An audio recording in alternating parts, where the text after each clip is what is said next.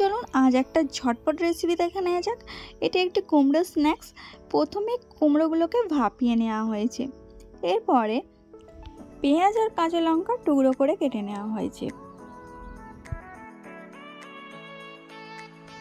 এতে সামান্য বেসন দিয়ে দিতে হবে আর এরপরে দিয়ে দিতে হবে সামান্য চালের গুঁড়ি। এবার চালের গুঁড়ির সাথে আর বেসনের সাথে কুমড়োটাকে ভালো করে মেখে নিতে হবে।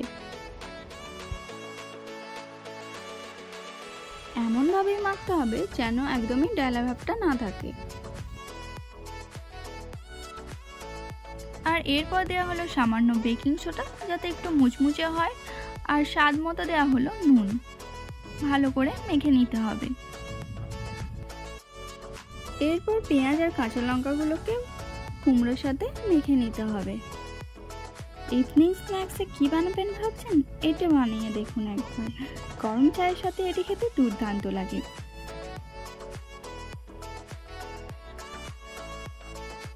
আমাদের মাখা প্রায় শেষ। এরপর এখানে দিয়ে দিতে হবে সামান্য চিনি। চিনিটাকে মিশিয়ে নিতে হবে এর সাথে।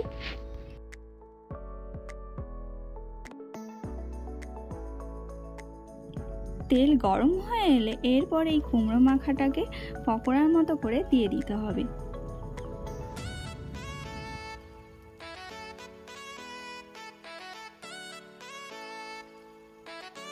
লো টু হাই ফ্লেমে পকোড়াগুলোকে ভালো করে ভেজে নিতে হবে। ব্যাস এভাবেই তৈরি হয়ে গেল আমাদের ইভিনিংয়ের একটা মুখরোচক স্ন্যাক্স। বানাবেন তো অবশ্যই জানাবেন কেমন লাগলো। ভিডিওটি ভালো লাগলে অবশ্যই লাইক অ্যান্ড সাবস্ক্রাইব করে আমাদের পাশে থাকবেন। ধন্যবাদ।